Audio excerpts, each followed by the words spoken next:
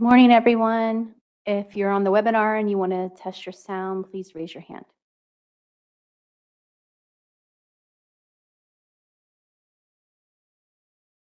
No.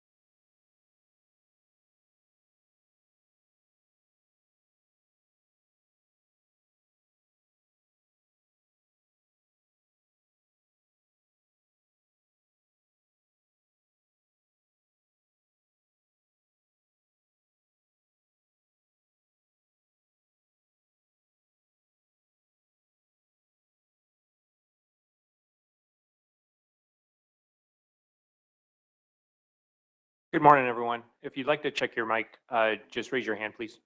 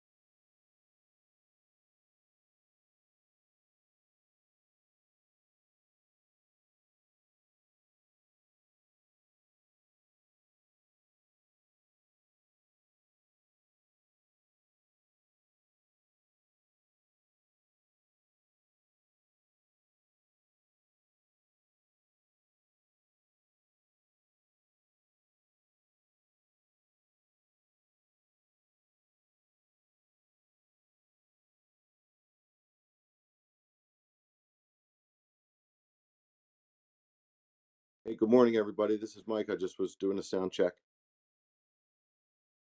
You sound good, Mike. All right, great. Thanks.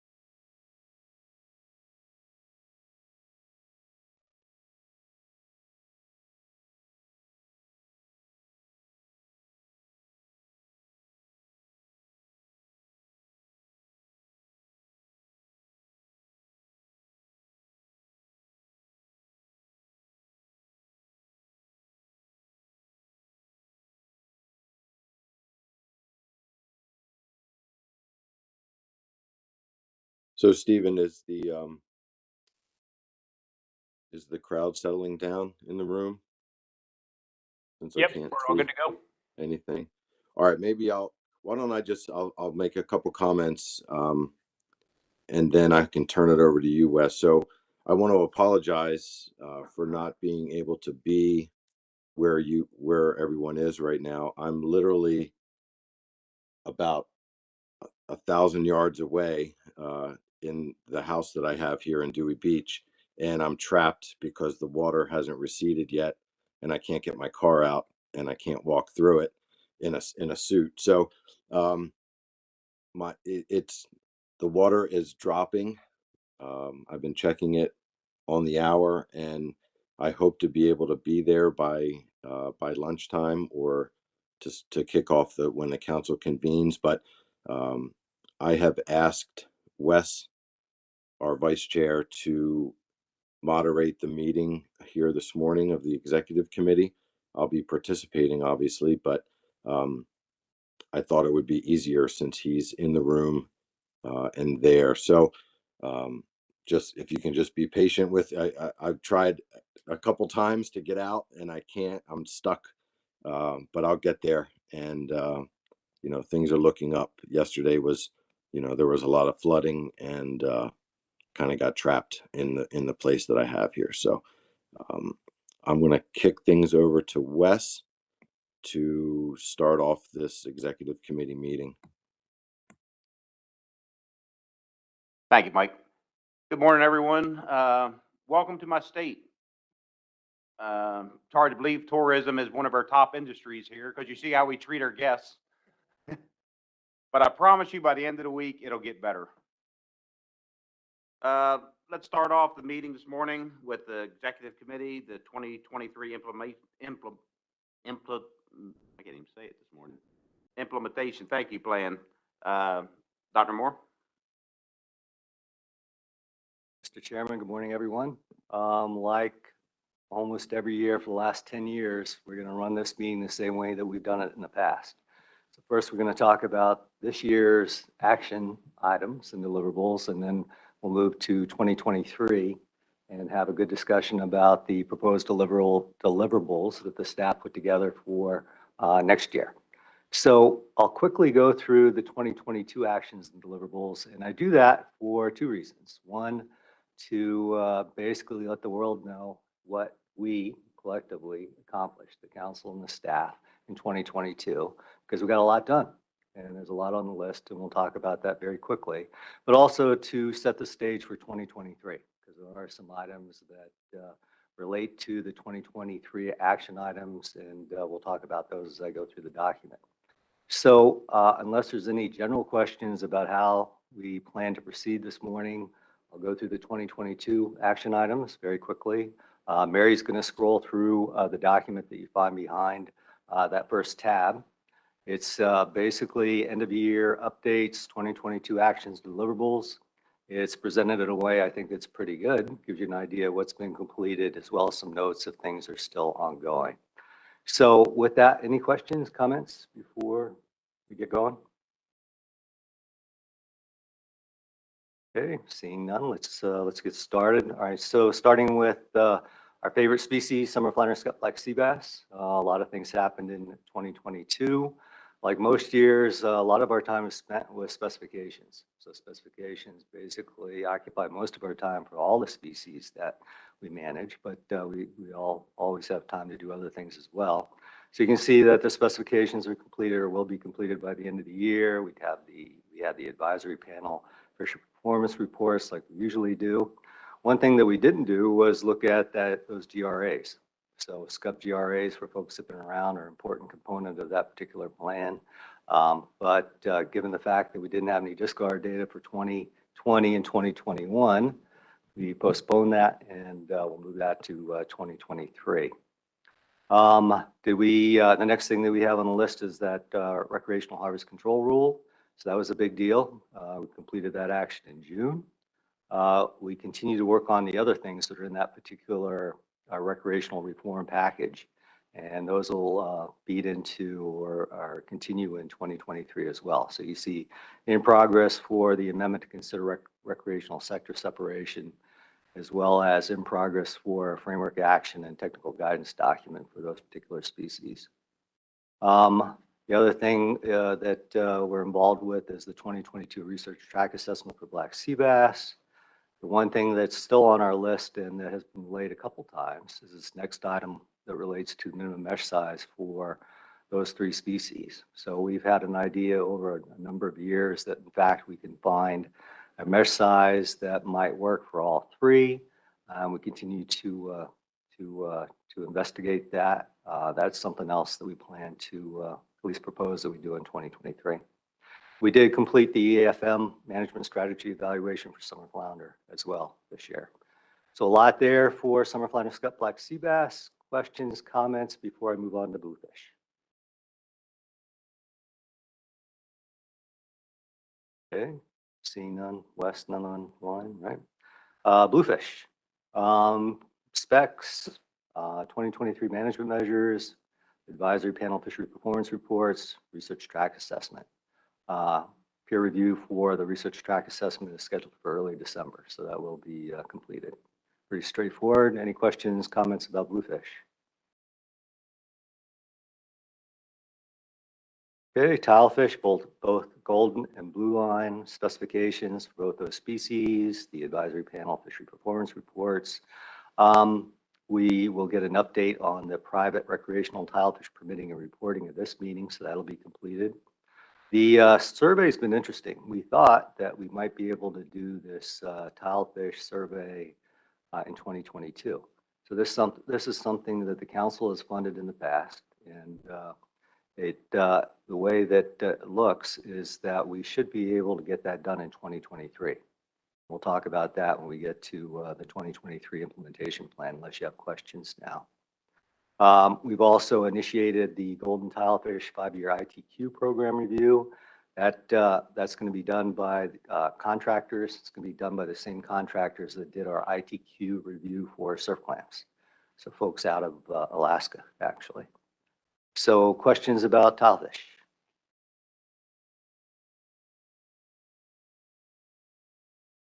School mackerel butterfish, been an interesting year for those species. Advisory panel reports.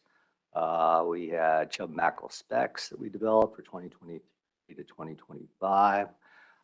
We have this sort of completed rebuilding amendment with a little asterisk that indicates that we only set the 2023 specifications for mackerel, and that we're going to have a 2023 management track assessment, and that we'll use to set the specifications for 2024 and beyond. So hopefully that'll be the case.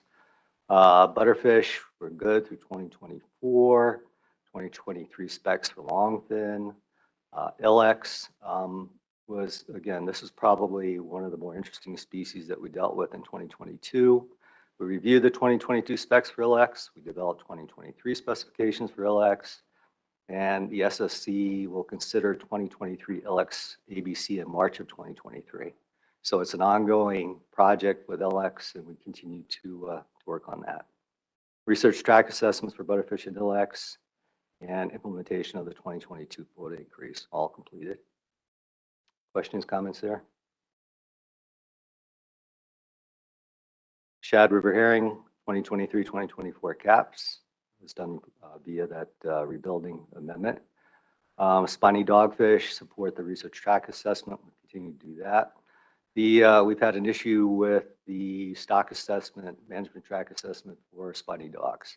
And I think folks remember that we're only going to set 2023 specifications, and hopefully we'll get that management track assessment in mid-2023, and we'll use that to set the specifications for 2024, 2025, and 2026. Questions about river herring, shad, or spiny dogfish? Okay, surf clams and ocean quahog, all that's completed. Specs, advisory panel, fisher performance reports. We started in 2022 the sector separation. I mean, not sector, sorry, excuse me, the species separation amendment for those species, surf clams and ocean quahogs. We'll be talking about that this week. And we had a final report on that genetic study that we funded. Questions on surf clams, quahogs before we move on? Okay. Science and research, a lot there. We had the research set-aside workshop report. We had that done. We approved new membership to the SSC. We convened a joint council SSC meeting that we're going to do again at this particular meeting. We reviewed the outcomes from the SSC ecosystem work group. Looked at recommendations from the SSC economic work group. We supported the 2023 state space model research track assessment, which continues in progress. And we did complete or will complete, we'll look at that hopefully in early 2023, maybe in December, but we did complete this Maryland Recreational Ocean Effort Video Estimation Project, which folks are waiting to see. Any questions, comments about those? Ecosystem and ocean planning, a lot there. We continue to maintain the web page for wind. We continue to write a lot of letters. Julia continues to write a lot of letters. Somebody's writing a lot of letters on wind that we sign. So we basically are in generally a mode of working with the New England Council on those letters when we can. We have a coordination of NERA, which is ongoing.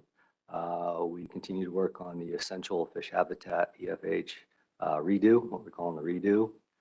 That's expected completion in 2024. We'll be talking about that this week. The 2022 EFM risk assessment report was completed. The conference review to update EFM risk assessment is in progress. We'll hear more about that in December. The scenario planning initiative that Kylie is leading is in progress. Some of you participated in a meeting yesterday. We had meetings last week on that, and expected completion of that is in early 2023. In June, was it June or August? I can't remember now. We had this Hudson, I think it was June. We became aware of Hudson Canyon proposal. Continue to work on that. We'll talk a little bit about that later. And we did develop and complete an aquaculture policy. Comments, questions? General, like we do every year, we get a review of unmanaged species commercial landings. We continue to participate in a number of CCC working groups. We had a big meeting to host this year, the 2022 CCC meeting in May. It went extremely well. We continue to respond to requests for information on MSC stuff.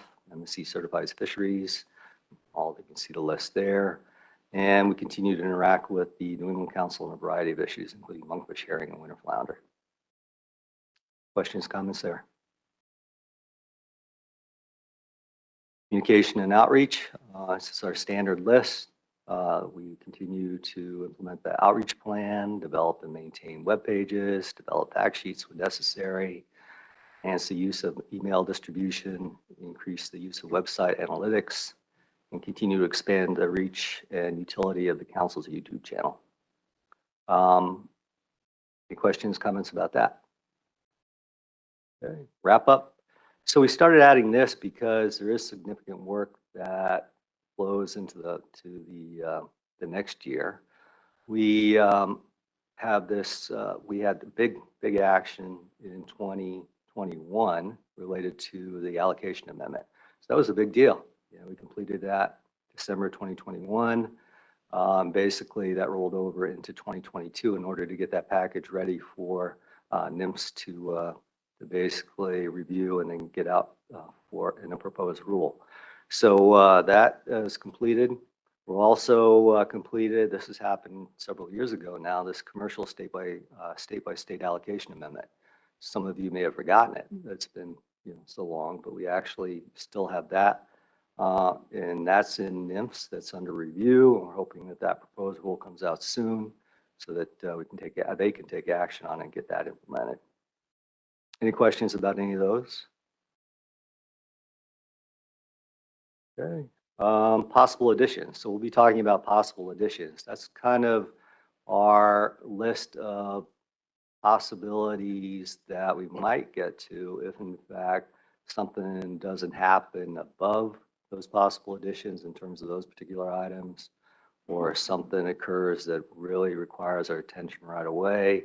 So we had things like sea turtles and right whales, and we continue to have the possession limit for frigate and bullet mackerel on our list as a possibility in 2022. We had the possibility of a thread herring EFP that we started to look at. We actually started looking at these MSC models for black sea bass, scup, and bluefish. So that's something that was actually initiated by contractors, and that's something that we continue to be involved in. We had on our list develop a policy or process for reviewing EFP applications. That occurred as a result of our discussions related to threadfin, and that's something we didn't get to. The framework for spiny dogfish, we postponed that given all the new stock assessment information on that particular species. We are continuing to improve awareness of our private recreational tilefish reporting requirement. We had a meeting several weeks ago that I think very well. A lot of good ideas involved our communications AP as well as the tilefish AP. A lot of good ideas there. Continue to wonder what's going to happen with this did not fish report stuff. So we're continuing to track that. And then we had another idea about exploring the use of unused ACL carryover for the council fisheries. Didn't get to any of that. Again, we didn't think we would, and we didn't, just given the workload that we had for 2022. So that's it for 2022. And I say that easily, but 2022 is a busy year. We're still in 2022. We expect a lot of work to happen before the end of the year. Again, certainly if there's any questions or comments about 2022, you can take those down before I go to 2023. Peter Hughes. Chris, I may have raised my hand a little too early if you're going to go over 2023, but I thought, do we need to, good morning, everybody. Do we need to put something on there for sturgeon? I think the the final advice was just released. So maybe I jumped ahead. Thanks. Yeah, we will be talking about sturgeon here shortly. Other questions, comments?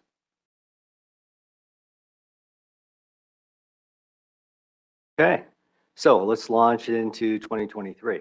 So for folks that have been around for a while, they know that this is the first meeting where we talk about 2023.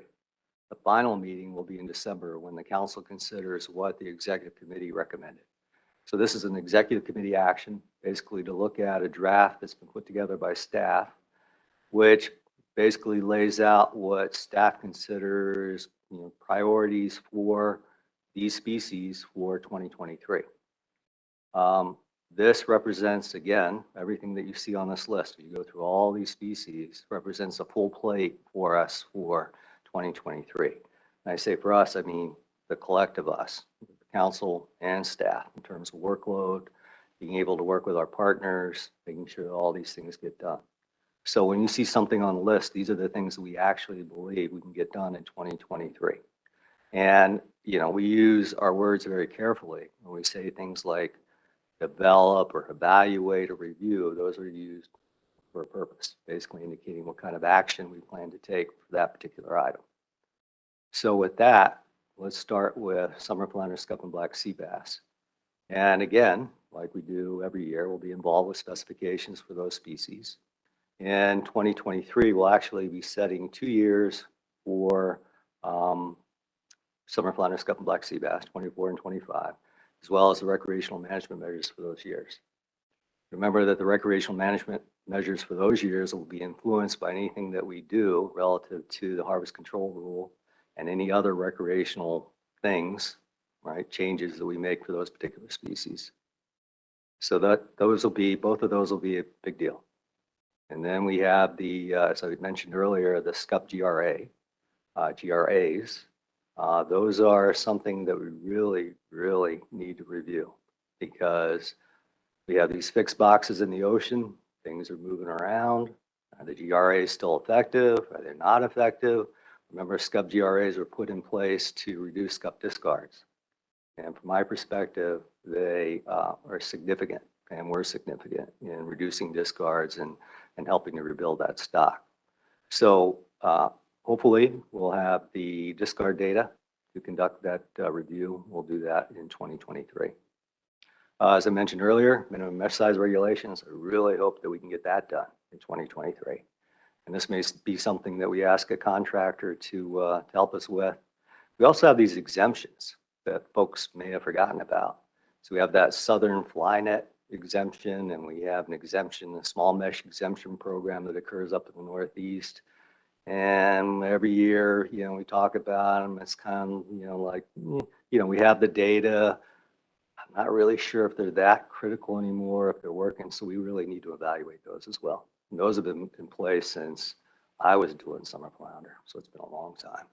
Really need to take a look at those. Believe it or not, we're going to have to initiate a development of an action to replace that recreational harvest control rule.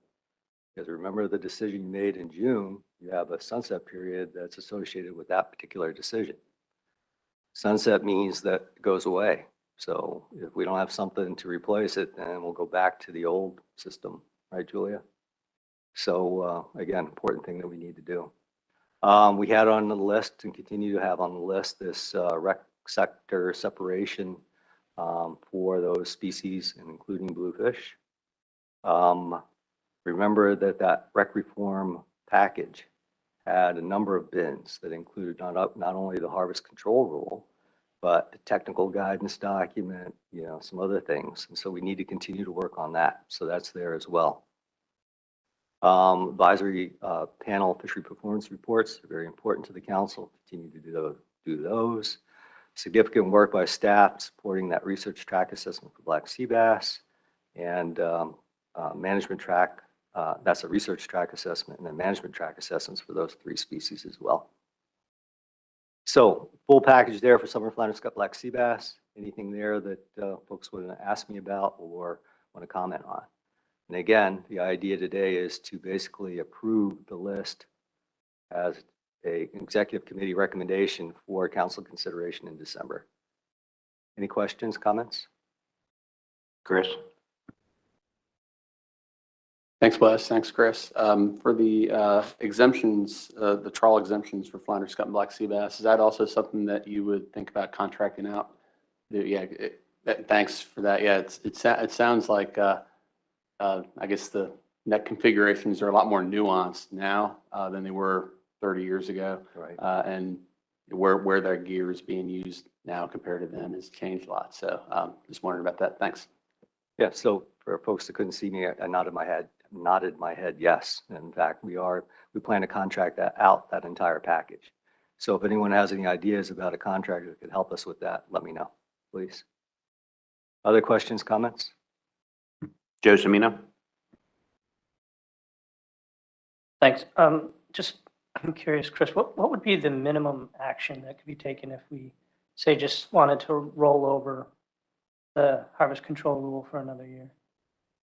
I think it would be pretty straightforward.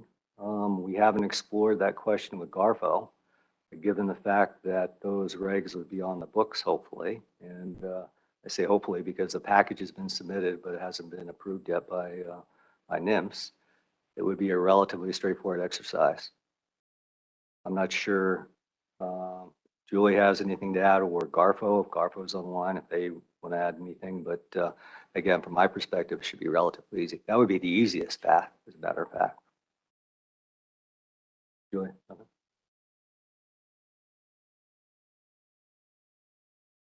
Anything else? Any other questions, comments on summer flounder, scup, black sea bass?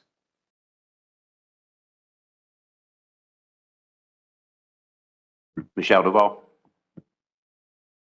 Thank you, Mr. Vice Chair. So following up on Joe's question about potential rollover of the HCR, I know that, one of the things that we discussed with respect to the sunset provision was, being able to work on some of these other approaches that, were included in the amendment, but we just really didn't have enough information. And so it seems like perhaps this is more appropriate when you get to the list under science, but I'm just thinking about potential roles for the SSC in that regard. The review that we received back from the SSC indicated that with a little bit more information, they might have been able to provide perhaps a little bit more guidance on what the trade-offs were and the potential risks. So I guess maybe just flagging that for consideration as we get down to science. Thanks. That's a really good point, because if you look at 6 and 7, both of those deal with, recreational development things, right? So I would expect that as part of that, if in fact we found something better than what we had for the harvest control rule, then it might be that in fact we want to initiate a framework to make those changes, right? Which I think is your point, that we really need to see, because there were other possibilities on the table in June when we talked about it, and maybe there's something better. And certainly that would be something we'd want to do. Other questions, comments? Okay. Moving on. Bluefish. Bluefish, relatively straightforward. We're going to set specs for 2 years, 2024 and 2025. Develop the recreational management measures for those years. Have advisory panel fishery performance reports, and support a 2023 bluefish track assessment, management track assessments. If the note also indicates that if you look at 5, 6, and 7 in summer flounder, scup, and black sea bass, you see bluefish is also embedded in there. So the actions, those recreational things that we plan to do for summer flounder, scup, black sea bass, we'll also be looking at bluefish. So again, very straightforward, mostly focused on specifications. Questions, comments about bluefish?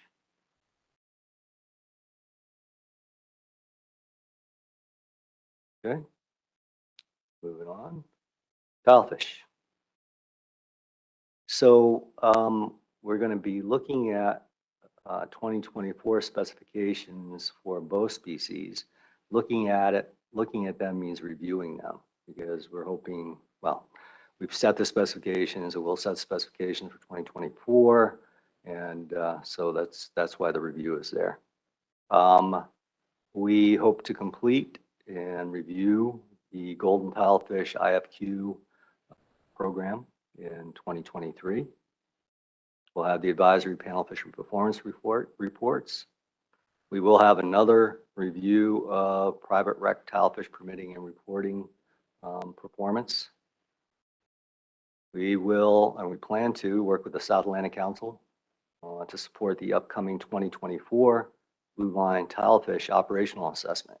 So remember, we work closely with the South Atlantic Council on that because it's blue line tilefish that are managed up through North Carolina by the South Atlantic Council. And then we manage it north of, I think, remind me, north of Hatteras, I think, right? No?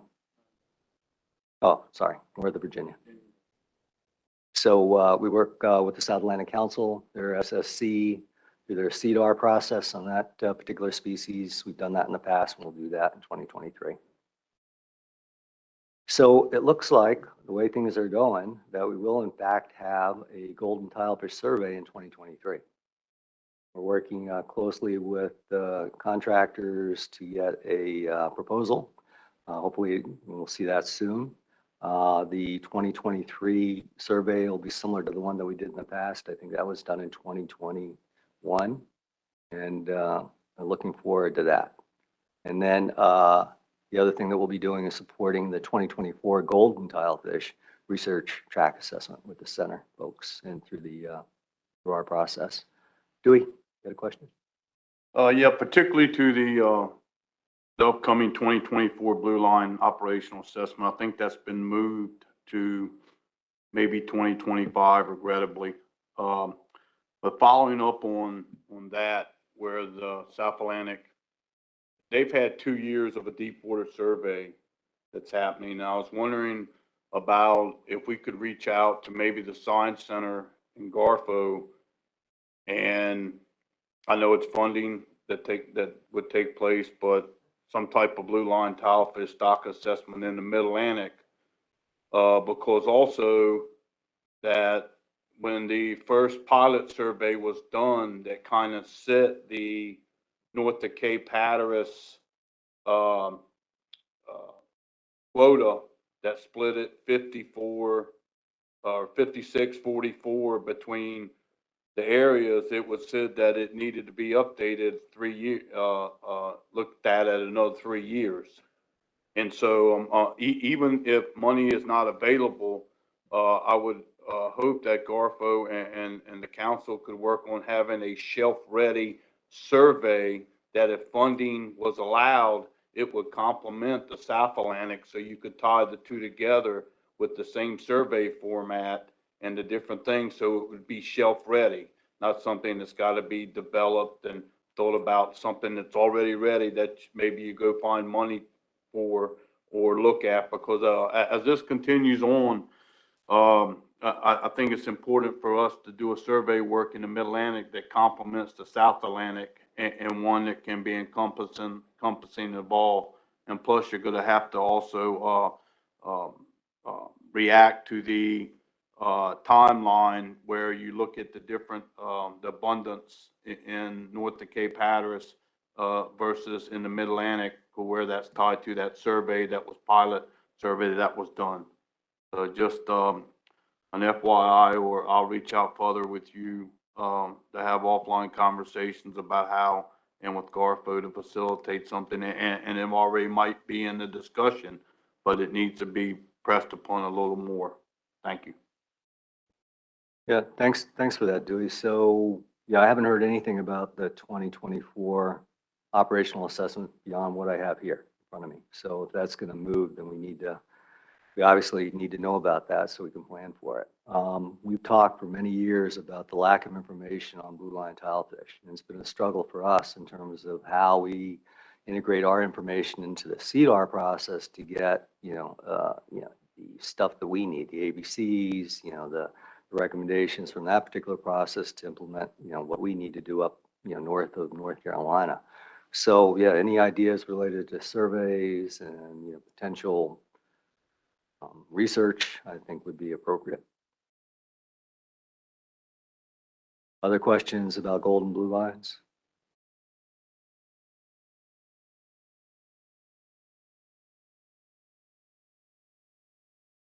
Next is squid mackerel butterfish.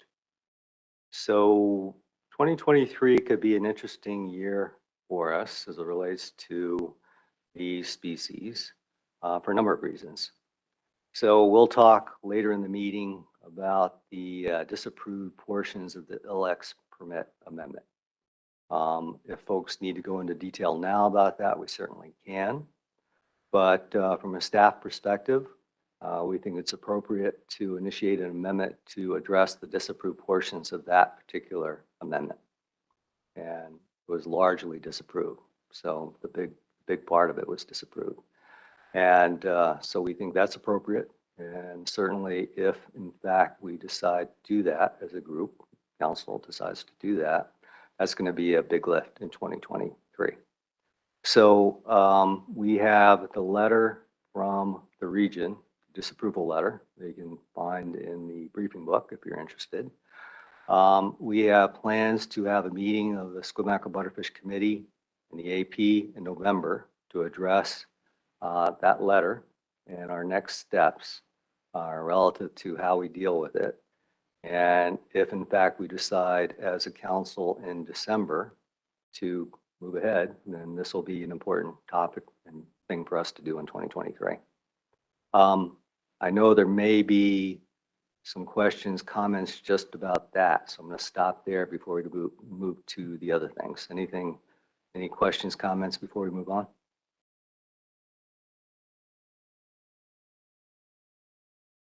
Okay, I don't see any online. So we'll go to the other ones.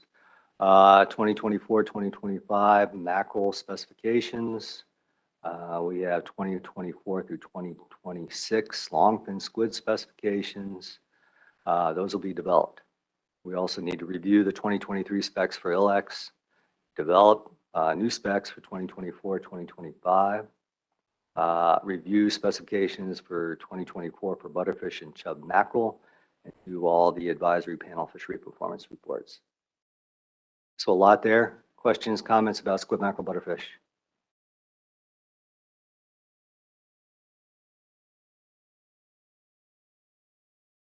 Okay. Moving on. Shad River herring. We'll do the caps, or the cap, 2024, 2025. We'll do that with the mackerel specifications. Spiny dogfish. This is what we anticipate, at least at this point. We'll know more as we continue to get information on the status of the spiny dogfish stock. But what we anticipate at this point is developing the 2024 to 2026 specifications. Jason put maybe a rebuilding plan, which would be interesting to get back into dogfish rebuilding again. We've had over the last several years we've had discussions related to triplets. So we may be looking at those again. And we, again, will be involved with all the research and management track assessments to basically make all that stuff happen. And advisory panel fishery performance report, of course.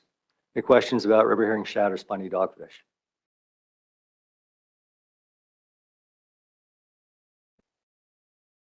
Next species, surf clam and ocean quag. We'll be looking at 2024 specifications for those species. We'll have an advisory panel fishery performance report. We also anticipate helping with a surf clam electronic monitoring project. So that's something that we've talked about in the past. Certainly that we're not doing it, but we're going to be involved. So that's why that word oversee is there. And that's an important project from our perspective. We really don't do a lot of EM stuff on the East Coast. There's a lot of EM stuff on the West Coast. There's a lot of discussion nationally about how to do it best. And there's been money to support projects, and we're going to take advantage of it and do an EM project for surf clams and ocean quags. There are a couple other things related to surf clams and ocean quags, and I see Tom's here. And hopefully you've had a chance to review his letter. It's in the briefing book. And those are on the list, but down below. And we'll talk about those when we get to those. Okay? Any questions, comments about surf clams and ocean quags before we move on? Okay. Science and research. We expect a busy year related to science and research. Remember, we have a research priorities document, so we'll be looking at reviewing that. That's in place now, but Brandon typically, or has in the past, taken us through a review of that. We'll do that again next year. We will have new members to approve for the SSC, and we'll do that in 2023. We'll have outcomes from that SSC ecosystem work group again.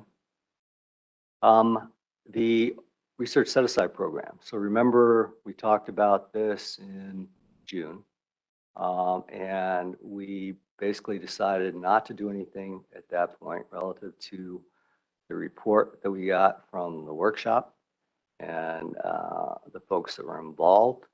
But we promised that in 2023, we would review what we did in 2022 and consider redevelopment of the research set-aside program. And there are things that we're going to need to do to make sure that, in fact, we're not wasting our time by working again on a research set-aside program that will not be implemented. And I don't say that lightly, but the sense I got when we had the conversations in June was that there was a lot of trepidation, especially by the states, to get more involved with the research set-aside program. And it wasn't explicit, but it was there. And if in fact the states aren't supportive of a research set-aside program, we can't do it, period. There's just no way, I mean, from my perspective. And certainly we need to work through those things and figure out exactly where the states are relative to our research set-aside program before we proceed with too much redevelopment, the bottom line. So we'll be doing that in 2023. We have review results and determine potential application of the research project on short-term forecast of species distributions. So this is the project that Brandon's involved with, Malin Pinsky's involved. It'll be interesting as it relates to what we're dealing with as it relates to climate change and changes in or range expansion of some of the species that we manage and exactly where we're at with that. So looking forward to seeing that in 2023. The number 42 is a mouthful report. And I kept asking Brandon and others, like, are we sure the wording's right on this? Because it sounds goofy. Support the 2023 Applying State Space Models Research Track Assessment. So there's a state space model research track assessment that involves application. And we'll be looking at that in 2023 as well.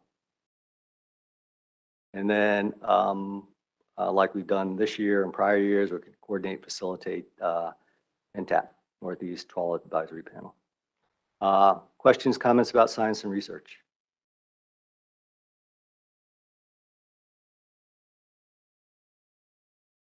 Okay.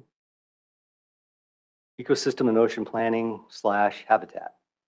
We will, if you approve it this week, continue development of the essential fish habitat amendment. So that's something that we've had on the list for a while. We will continue to maintain NERA and integrate NERA, the Northeast Regional Habitat Assessment Products, which is a big deal. So Tori is directly involved in that. We'll continue to maintain, and we'll be integrating the results of that into a number of things. Oversee the National Fishing Effects Database Project. Again, that's not something that we're doing. Oversee means that we'll be tracking it and involved with it. But again, a significant lift. That's why it's on the list. We'll continue to maintain the joint win page that we have with New England Council. We'll continue to develop all those letters that Julia works on almost every week relative to fisheries and wind development and any other habitat issues that might come up. complete comprehensive review and update to the ecosystem approach to fisheries management risk assessment. We'll do that. And again, as I mentioned earlier, we'll be completing the East Coast Climate Change Scenario Planning Initiative. We started last year, and identify priorities for resulting action.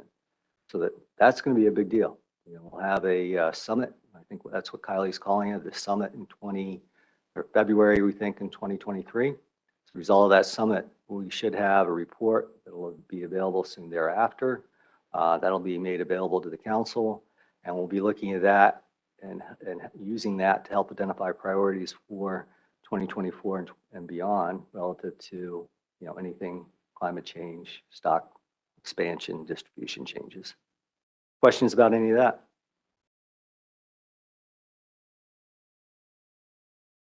Quiet crowd this morning. Must be a good list. Moving on, general. So general is a category basically that includes things that don't fit into the other categories. So we have this review of commercial landings of unmanaged species. So again, that's something we do every year. It's an early warning system, you know, in air quotes for us, basically to give us an idea of what's changing in the ocean. GARFO works closely with us to produce a species list, landings of species that aren't managed. We start seeing things like triggerfish and more shrimp and maybe more Spanish mackerel, and, you know, those kind of things are things that you know, are managed, but we may see those in the list. Anyway, it just gives us an idea of what we need to be concerned about in the future, if in fact we need to be concerned about any of the species on that list. We will, excuse me, we will continue to participate on CCC working groups and subcommittees. There's quite a few there. We'll respond to any requests for information from related to MSC certification. Again, those are important to us. We have MSC certified fisheries for surf clams, coax, ilex squid, longfin squid, spiny dogfish, and scup. And we want to maintain those. And we maintain them by providing information to the MSC folks when they ask for it. And we do that. Not sure what's going to be happening with legislation in 2023. We've had some indication that there's folks interested in revisions to the Magnuson Act. We saw that. You saw that in emails that I sent out to folks. Not sure how far that's going to get, given where we're at with Congress this year, but we'll track it. And if in fact it ramps up, then we'll have significant council involvement in Magnuson Act as it relates to reviewing and commenting when asked. Remember, we're not allowed to lobby, but certainly they can ask us how we feel about things and we can respond. The next one's a big one. In prior years, we didn't do much with protected resources. Now we're all about protected resources. So we'll continue to participate on mammal tick reduction teams, and we being Carson primarily, protected resources working groups, and initiate any actions as required. So that's general. This is where another, well, let me put it this way. Right now, down below in possible additions, we have the issue that Peter brought up, which is number 63. So if you scroll down very quickly, I hate to jump around, but this is, you know, again, important. And we've had a recent change after we put this, this document out. So 63 is a possible addition. It says, initiate action in response to the action plan developed by the Atlantic Sturgeon Bycatch Working Group to reduce sturgeon bycatch and gill net fisheries. So we had the action plan released, Carson, last week. And every indication is that we're going to be directly involved with this particular issue in 2023. So we're proposing now that 63 be moved up to general, so that folks know that in fact we're going to be involved in that. So keep that in mind as we go through the rest of the document. Certainly, as we get to the part where you need to approve this document for consideration by the council, we're proposing that change, that 63 be moved up. Any questions about that before we move on? Or any other things in general? Peter Hughes. Thanks, Wes. I can keep raising my hand on the line. So in regards to 53, under general, and that's getting the data to MSC, is it, out of curiosity, is that much of a heavy lift for staff, or is that okay, we'll just send you the data because we have it? Just curiosity, that's all. Yeah, let's see, who's been involved most recently? Carson. So Carson, you can address that directly. It depends. And it really depends on what kind of information MSC needs, what changes have happened in the fishery, right? So Carson can tell you about her recent experience. Carson. Yeah, so I was involved in the SCUP MSC certification process, and that was more than just handing data over. It was a lot of meetings trying to help the reviewers understand how the whole fishery works. So digging through old EAs and management documents, and then just kind of pointing them to all this information, as well as going through the data with them. Peter, as a follow-up, if it's done once, is that helpful for the recertification, which is, I think, on a 3-year cycle for MSC? I think it's on a 3-year cycle. So I've never been involved in a review year, but I would imagine it's not as heavy of a lift, but maybe other staff can speak to that. Just wondering, in case we have to somehow budget some more time to get those done as other fisheries seek certification. That's all. Thanks. Yeah, I'm not sure what else is on the list, but certainly if we start to get more and more of these, requests, then certainly we're going to have to talk about it as a council, because it does, again, depending on the situation, staff can spend a lot of time on it. And it's a priority for us because we think it's important that folks, the industry is requesting that we be involved, we get involved.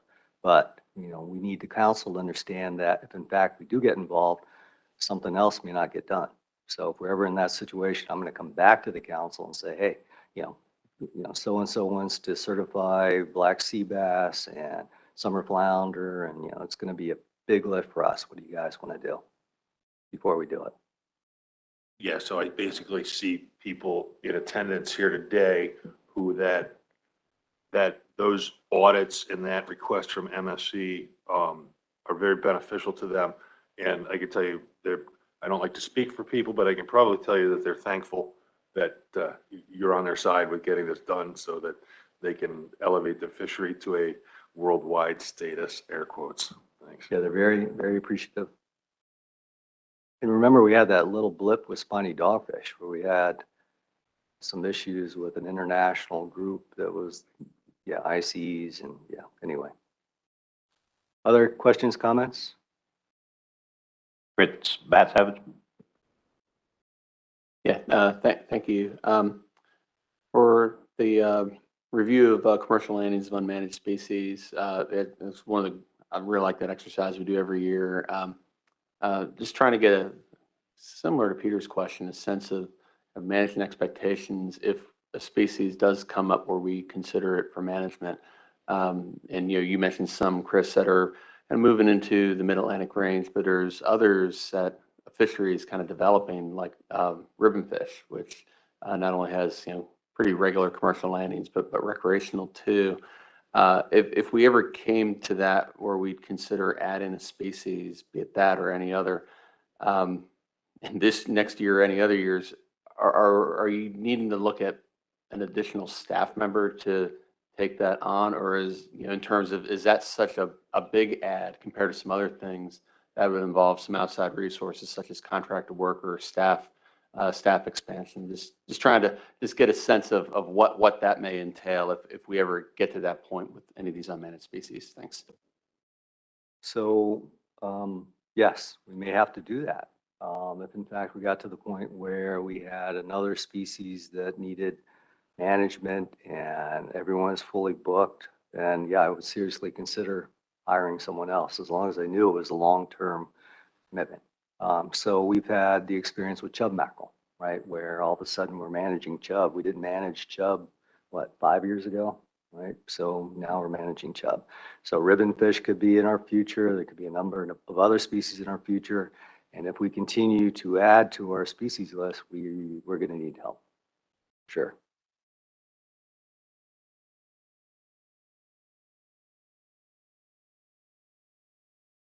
Okay. So moving on, communication and outreach, an important component to what we do. Mary keeps us straight with all this stuff. We have a number of tools that we use to communicate to the public and our stakeholders. Those are listed there. The website continues to be well managed by Mary. We have folks that continue to indicate that they really like our website, like the way that the information's organized. So we don't plan on any whole-scale changes to the website anytime soon, but we're looking at little tweaks. So one thing that I continue to ask for every year is new photos. Photos are getting kind of old, and sometimes folks like to see stuff, the visual folks, and they're like, there's photos from like the 1990s, and anyway, we could probably do that, and certainly given Mary's commitments to everything else, I don't know if we'll have time, but certainly if anyone ever has photos that they want to share, we'll give you the credit. We'll put your name right there next to the photo. So just let us know. We will, of course, continue our outreach related to stakeholder awareness and understanding of all our actions, develop the fact sheets as needed. We do have those occasionally. So the last one was a fact sheet on the allocation amendment. I think that I'm talking about the allocation amendment for summer flounder, scup, and black sea bass. As that rolls out through the proposed rule, that fact sheet I think is going to come in handy. And we'll continue our efforts to increase awareness of private reptile fish reporting requirements. Any questions, comments about that? Any of that? Dewey? Yeah, I find it very helpful for like YouTube videos of running through that y'all have done. And also with I can't remember if it was the Garfo or Mid-Atlantic that did the step-by-step for commercial electronic reporting. And it was done step-by-step, and that was very helpful because some folks that are very not up to date, including myself, it was very helpful when you look at how that was done. And I think that that type of outreach and step-by-step could also be very helpful with upcoming right whale situations, the whale take reduction team that sometimes are at the 50-foot level or 50,000-foot level, and we need to be down there at the 10-foot level of explaining that step by step where it happens and what's going to be going on versus trying to read a 150-page document. Anything that can be really dumbed down is very helpful, and I hope that it continues, that the council would continue in its communication and outreach and that type of work. Thank you. Yeah, I think so excellent point, Dewey. And in terms of what you referenced, I think that was Mary working with staff on that particular video that you're talking about, and that was part of our outreach is related to EBTRs. Carson was involved with that as well. And we've done that a couple times. So we've had, we put staff on YouTube to explain amendments and actions. And I think, overall, those are well received. And, your point about the protected resources stuff is well taken. I've heard a lot of folks basically say that they're overwhelmed with the information. When they sit through presentations that involve over 100 slides, then it's just too much. And I think anything that we can do to increase awareness and help with that through our YouTube channel, I think would be appropriate. Dewey? Yeah, I know it takes a lot of time doing that, but it is very helpful. And if other agencies up the way could follow that task of simply something, it would be very helpful, because it is a daunting task to go read a federal register or something when you're just trying to figure out how does it affect me or the fishery I'm in. Yeah, good point. Peter? Yeah, and follow that up. I know that Jason did a YouTube presentation of the squid, mackerel, butterfish, the mackerel public hearing document he went through. And we did get some positive feedback from people in the room that it was very helpful for them because they had the opportunity to pre-read and, learn, and it helped them prepare to make public comments better. Anything else on communication and outreach? Okay. So the other thing that we started adding, and I mentioned this earlier, is staff wrap up on completed action. So we may get something done and say, oh, we're done in 2022, but there's still work that needs to be done in 2023. So we expect that we'll be working on the Surf Climate and Ocean Coral Species Separation Amendment in 2023, even though we take final action or proposing to take final action in December of 2022, that particular amendment. Of course, anything that we need to do relative to our specification packages will be involved with as well. So before I get to possible additions, anything that you want to ask me or comment on before we go through that particular list? Carrie? Sorry to interrupt your meeting. I just wanted to circle back to, I got an answer for sure on the blue line tilefish. And just last week, Dewey, you'll be happy to hear that I think there was some negotiation and it was moved back to 24 after we had thought we were going to have to move it to 25. So Excellent. That's good. Other comments or questions before we move on? Okay. So this is where it could get interesting. We have possible additions. Possible additions is basically the list that staff put together on things that relate to stuff that we brought up this year or in prior years or basically rolled over from other implementation plans, but things that the council has asked for in the past or that we thought about, but we've never gotten to.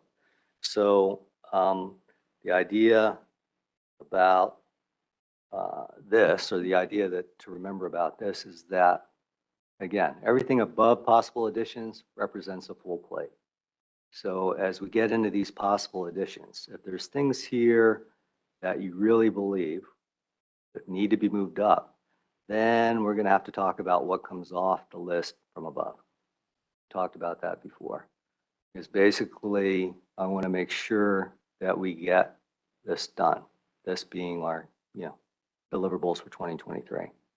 So if there's something here that you say, look, we really need staff to work on this in 2023, then we're going to have a discussion about what you think is in the prior list that we can take off or put in possible additions. That makes sense? Okay, so we've talked about sturgeon. Our proposal there is, and I've had long discussions with Carson about our workload and being able to handle this sturgeon stuff. Right now, this is going to be like over max, but we think we'll be able to deal with it based on what we know about sturgeon. So I'm comfortable moving that up in the list and not bringing anything down as it relates to protected resources or anything else. So we think that sturgeon should go up. We do not think that we're going to have time for the did not fish report action issue, but it's something that we've talked about before. Greg DiDomenico brings it up when he has a chance. So I've had good discussions with him about it. I asked that we talk about it at the upcoming NRCC meeting. So just to keep it in people's minds that in fact is something that we want to address at some point. The complication there is that we really would like to work on this with the New England Fishery Management Council. So I think, Peter, they're working on their implementation plan now, right? But they haven't taken any action yet, right? Correct. They don't call it an implementation plan. They call it, I don't know what they call it, a list of stuff they're doing in 2023. So once we get some word from them that in fact they want to work with us on this, then I think that's what will trigger, action. That'll be in future years. This is something that we've talked about for many years, and many years being, I think, Julia, what now, 3 years, maybe 4 years, and I'm referencing the next item on the list, 65. initiate action to implement a possession limit for frigate and bullet mackerel in the mid-Atlantic. So we didn't, I don't think we had a letter this time that had anything that suggested that we take this action on, but it's been an ongoing discussion with a number of folks. So there's folks concerned about frigate and bullet mackerel, and we understand their concern. We have worked with the South Atlantic Council on those particular species. It's part of our, it's not part of our unmanaged forage package, and that was the complication that triggered this particular action. So again, possible addition. We don't think we're going to be able to get to it though in 2023. EFP for thread herring. Not sure we'll need to do anything there. Really depends on what happens with the application. If that happens, then we'll be talking to the council about what potentially might have to change as it relates to our workload, because again, that could be significant. And especially as it relates to the next one, which is develop a process or a policy for reviewing EFP applications for new expanding fisheries, which we don't have and might want to have that. Continue, or coordinate development of the economic, recreational, fleet dynamics, and population dynamic simulation models for black sea bass, scup, and bluefish. It's something that might occur that might be done by other folks. Certainly not something that we're going to be able to do. The other thing on the list, explore the use of unused ACL carryover. That's a carryover from last year. Still on the list. I think we're going to be able to get to that. The next two relate to comments, concerns that we received from the surf clam industry. Tom is here to talk about, I'm sure, one of them if he wants to. So one is develop an action to authorize an experimental Atlantic surf clam fishery in the Great South Channel Habitat Management Area.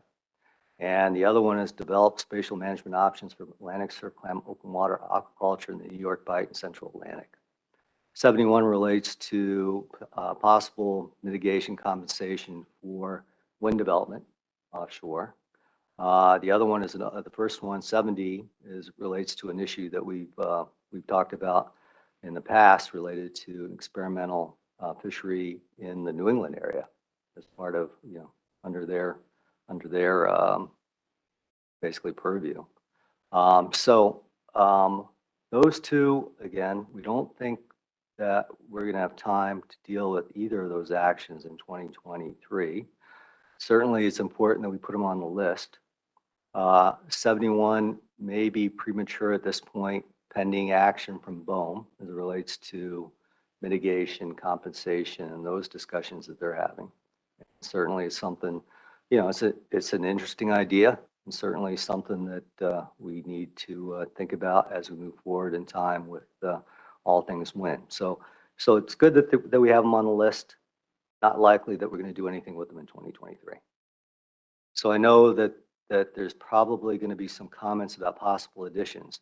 There may be, the other thing that I should say is that there may be something that wasn't on the list that we need to add, right? So either, might be something that you think about, hey, this is a top priority for us. We need to move that up into the other categories, or just in case you have time in 2023, add this to the list.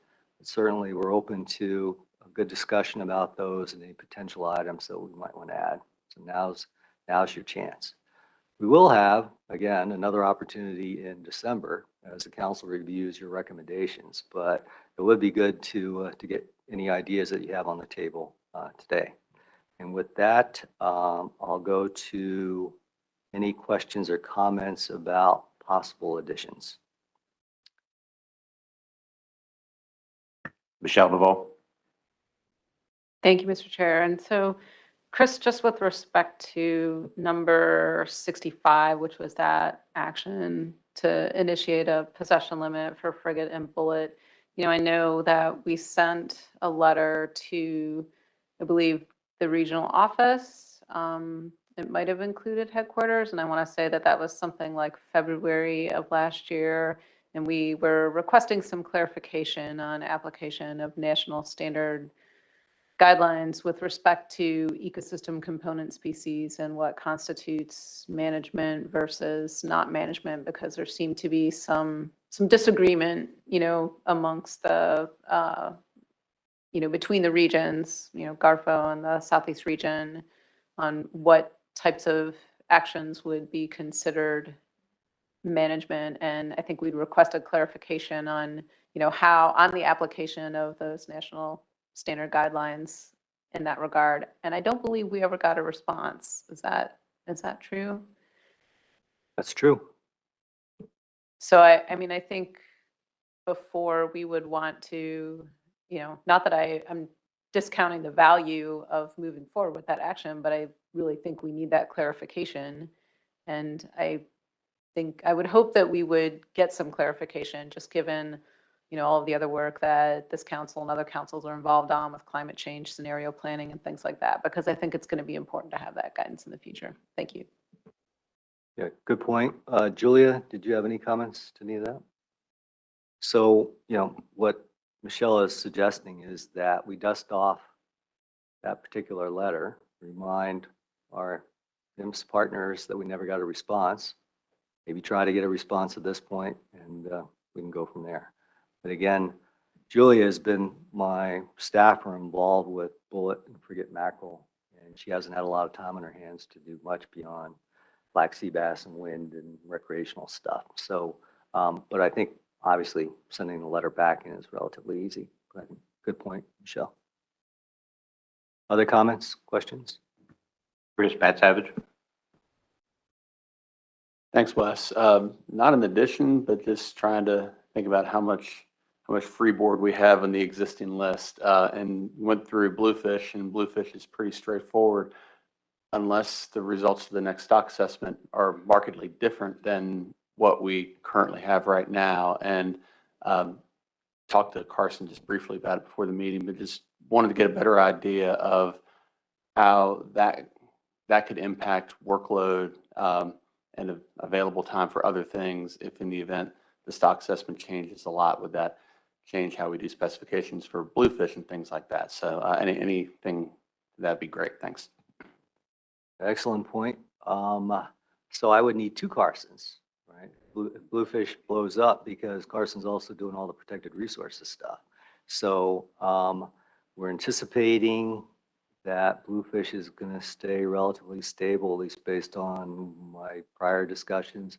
You're absolutely correct. It's going to be, something's going to have to give. And, again, when that happens, or if it happens, then we'll come back to the council and say, do we do less turtle, whale, sturgeon stuff? Or, what do we do with bluefish? Or potentially, the other card that we always can play, given our resources, is a contractor. Right? So if I need to get someone else involved, then, certainly can do that as well. Carson, did you have anything to add about bluefish? Okay. Comments, questions? Joe Semino. Yeah, thanks. I'm not willing to knock anything off the list for the two I want to comment on, but Chris, I agree with you. Let's keep the do not fish alive, at least at the NRCC discussions. And then I think at some point, especially talking through climate scenario planning, we really do need a policy or process for reviewing EFPs. But if that's not a this year thing, as long as we keep it around, I'd appreciate that. Yeah, good point. And, we'll, as we move into 2023 and we see what's going on with the scenario planning exercise, and take particular output from that, that may be one of the action items that we address. I agree with folks that in fact we do need a policy, because and process, because one we have now just isn't that rigorous. Other questions, comments? Seeing no more council members, Jeff Kalen.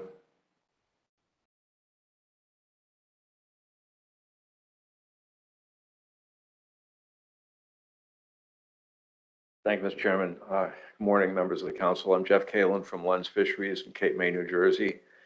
And I just wanted to comment on the thread herring issue. Not everybody around the table was here last year. I think it was a year ago. The EFP was reviewed by the SSC, by the Ecosystem Committee. And then none of that information was ever added to the EFP, as it turned out. It languished for 6 months over at Garfo. And the lady who was in charge of it now just moved over to Woods Hole to do something else. And I saw Ryan Silva at a cooperative research meeting a couple weeks ago up in New England. We are going to resubmit it. We're working on that now. Had a very busy summer, and but we are going to send it in. You know, if it's approved, there'll be a Federal Register notice. And I was talking to Julia earlier about it. I mean, really, the review kind of has taken place already at the council, so I don't think there's going to be a heavy lift to evaluate it. I mean, I would argue that the process that we just went through there in reviewing that a year ago is a pretty good facsimile for an EFP review process, frankly. You know, I think it worked out well. So we are going to resubmit it, and I'm going to try to do it before Thanksgiving. Eleanor Bohannick is helping me with that. Anyway, I don't think it's going to be a heavy lift, but I do think that it'll be resubmitted. We had to do a better job of justifying the pounds. And in doing that, we actually might end up asking for more pounds because it's not cheap to get into a fishery. So we're working on that, Chris. So just so I let the council know that. And then just quickly on the MSC stuff. So one of the points that wasn't made earlier, there is an annual audit of these reviews, and that does involve a little bit of staff time. So on squids, that's coming up in December. And one of the things that will make the council staff's life easier is the two certificates were just combined. Lunds and Town Dock started first, and then Seafreeze and Seafresh came in later. Now they're combined. Last year we had 2 audits.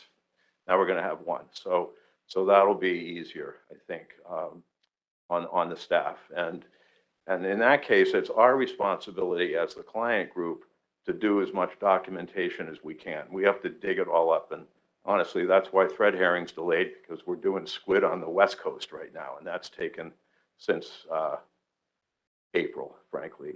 And we just finished that up. So we have to start that process. And then what the reviewers do is they'll just, give Hannah a call or something like that and make sure that on scup, that's not going to happen until later. On squid, Jason, of course, say, hey, anything else happened? So we have to report on the ILEX assessment, which just occurred. The habitat research initiative that Jess is involved in is part of that too. So it's basically our just shipping the most current documents over there. And if they have any questions about them, then there may be a phone call or something. But those audits are not a very heavy lift at all, Peter. So I thought I'd just share that with you guys. So thank you very much for hearing me out.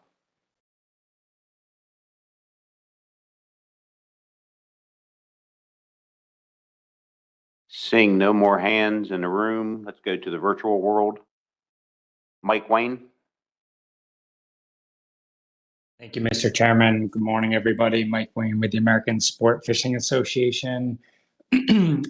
Chris, I was looking on this list. Number 68 is coordinate development of economic recreational fleet dynamics and pop-die simulation models for black sea bass, scup, and or bluefish. So I'm following up to ask a little bit more detail on that item. And my follow-up question is any of that planned to be accomplished through the modeling that is being done for the recreational harvest control rule work, specifically that recreational economic demand model? I think I have the title right. But anyways, if you could just provide a little bit of clarity on that item, that would be really helpful. Sure. So this is an easy way to think about it.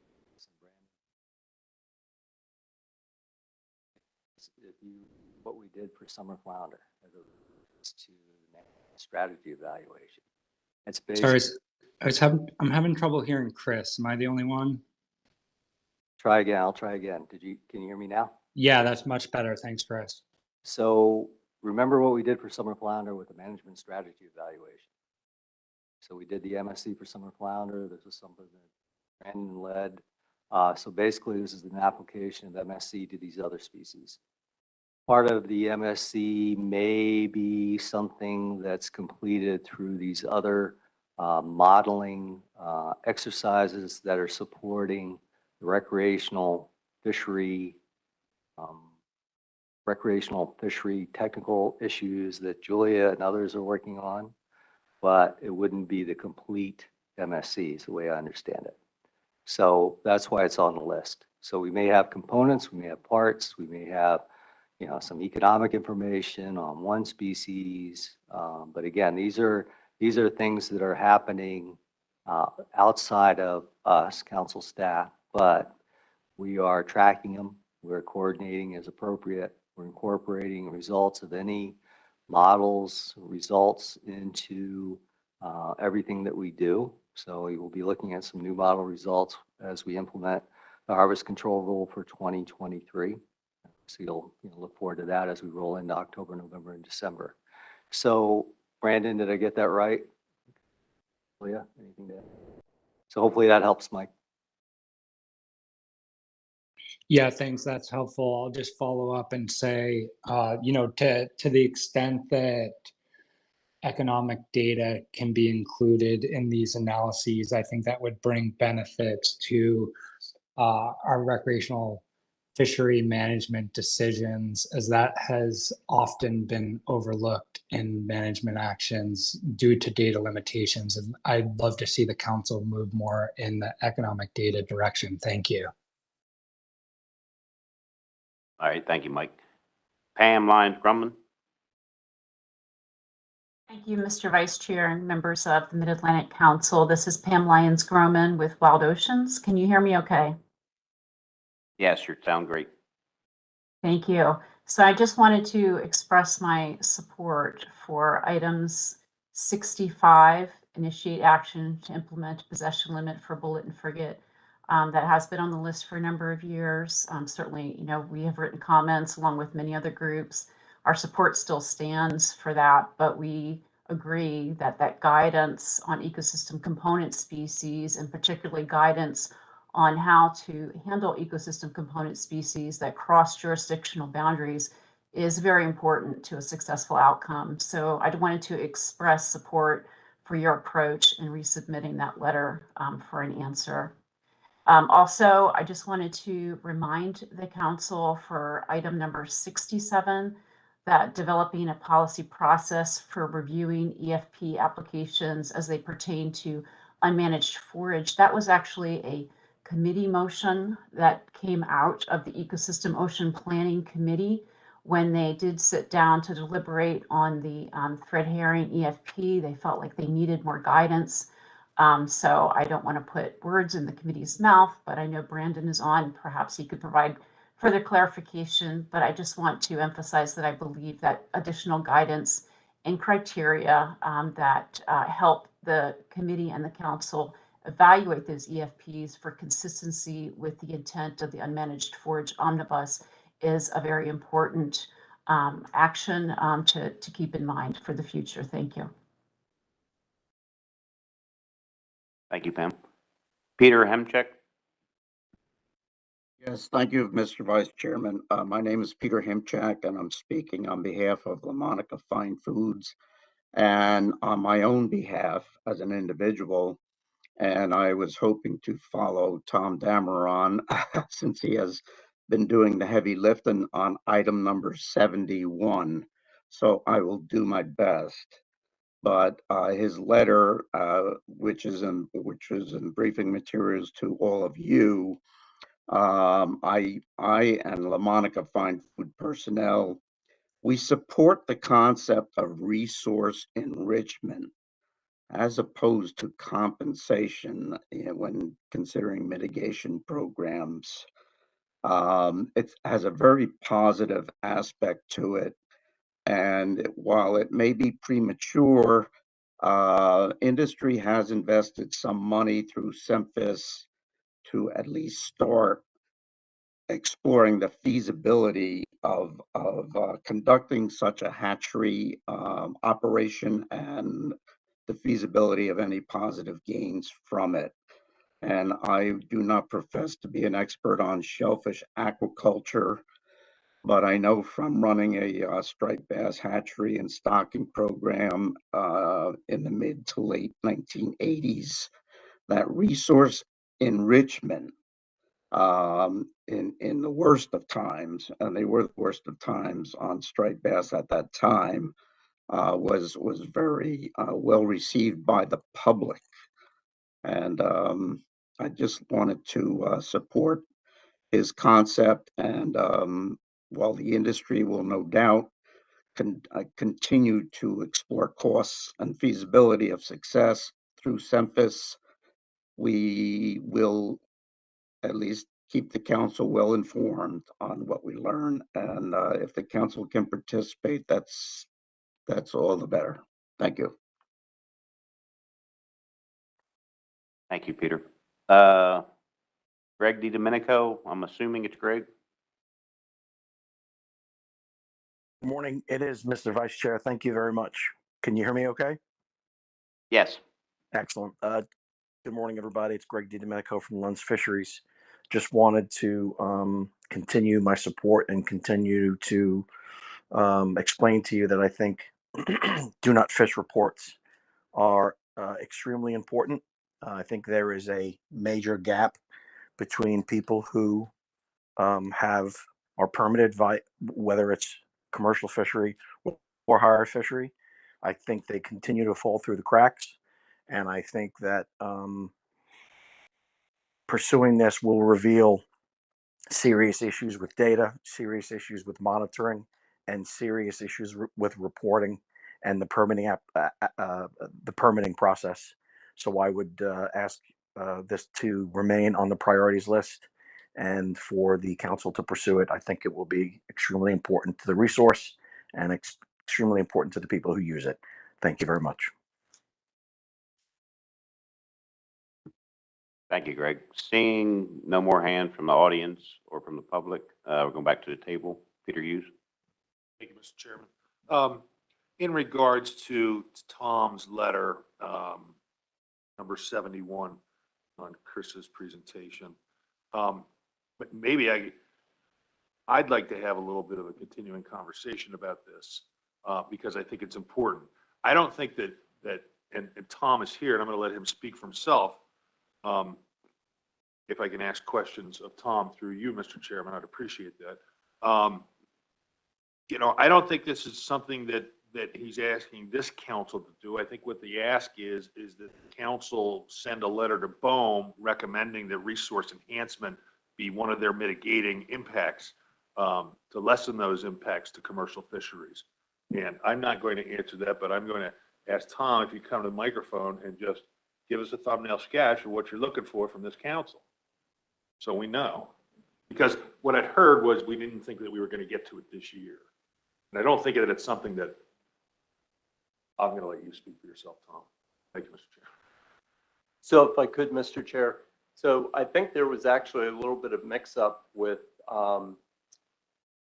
what actually got into the tab and what was shown in the briefing book. What you're talking about, we actually requested last meeting, but what I'm requesting here is that the council be aware that the surf clam industry, some members of the surf clam industry are looking at the concept of open ocean aquaculture as a mitigation measure for the large amount of access we're going to lose because of the wind energy areas.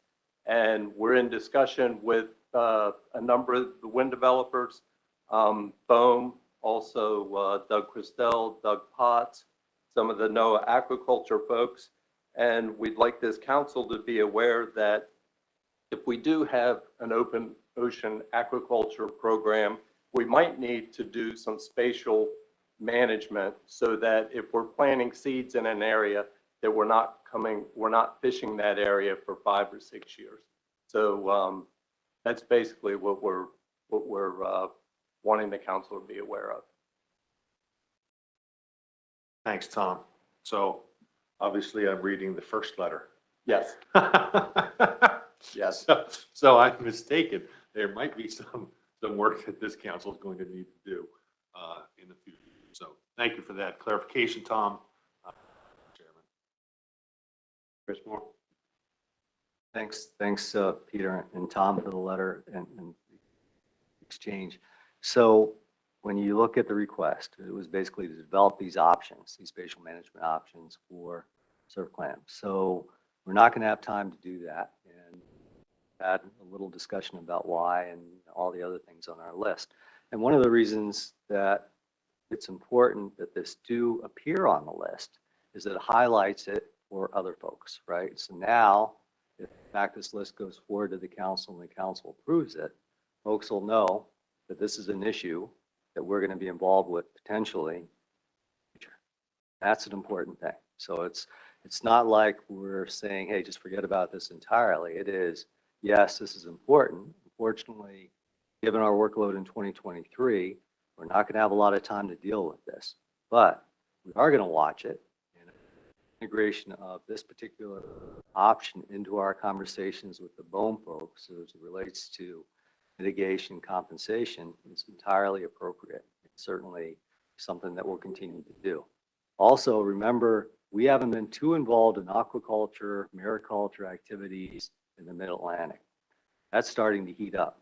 And Jose's my aquaculture guy, so he's tracking aquaculture things.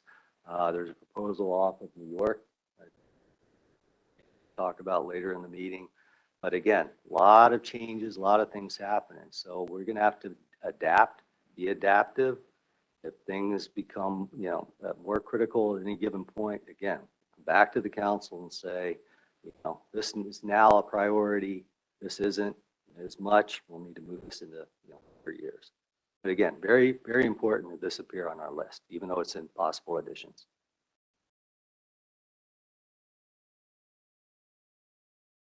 Any more questions for Chris? Do we have more? Yeah, I would also like to keep 64 on the list for 2023. I believe that as we go further with the resource used, we're going to need some teeth in some things that people didn't fish, and be accountable. When I say accountable, whether they have that permit and they're fishing or not, we need to know kind of the spectrum of the amount of folks that are fishing or just holding permits. So I think that's going to be a value in the future, but also it's value for the private tile fish permit holder as we implemented something and we're trying to get a grasp, and the numbers and compliance we know is not up to par yet, even though we've continued outreach, and we'll continue that, and hopefully in the future we'll get there. But I think that's an important thing. Do not fish reports, particularly with some of these permits. Thank you.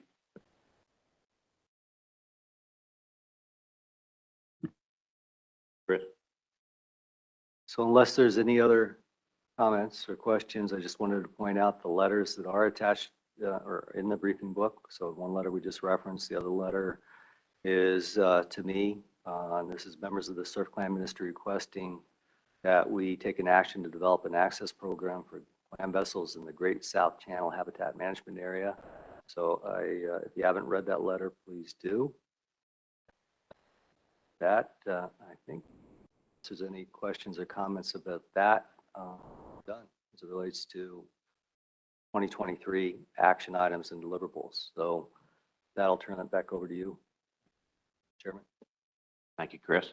I think the best way to move forward is to get a motion that we can pass the 2023 actions and deliverables onto the full council for the vote in December. So if we can get a motion, Peter Hughes. So made. Noting the change that we made today related to Sturgeon. Do we have a second? Michelle Duval? Peter, do you have anything to comment? I think it's pretty straightforward. We all know what we got to do. It's a pretty extensive list. I think we just went through it. Yes. I think the list speaks for itself. Thanks.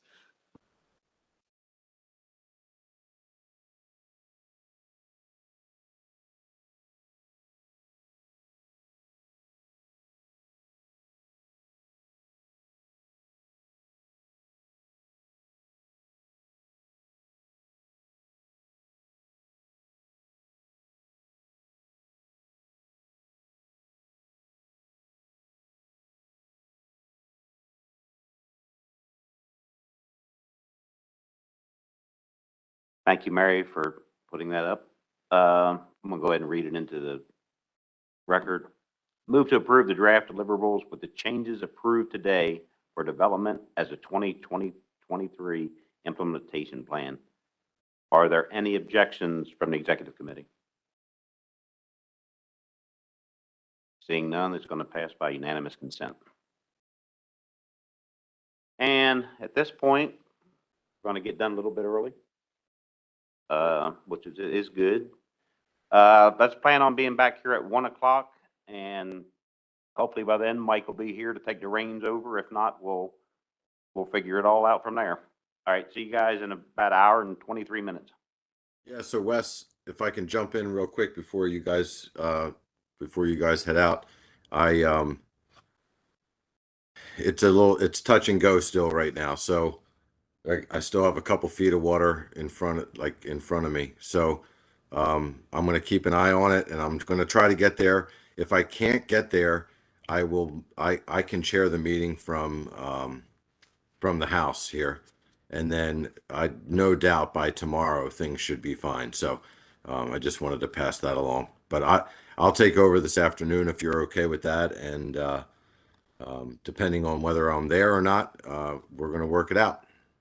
All right, Sounds good. Enjoy the we're going to lunchtime. find Lieutenant Commander who's going to be running for the Coast Guard here. See if we can get a ship or get one of the crew boats come over. Yeah. If somebody has a boat down in Indian River Inlet and then wants to come up and pick me up and bring me over, that'd be great too. All right, I'll see what I can do. Yeah. Okay. All right. I'll do my best. Okay. Thank you.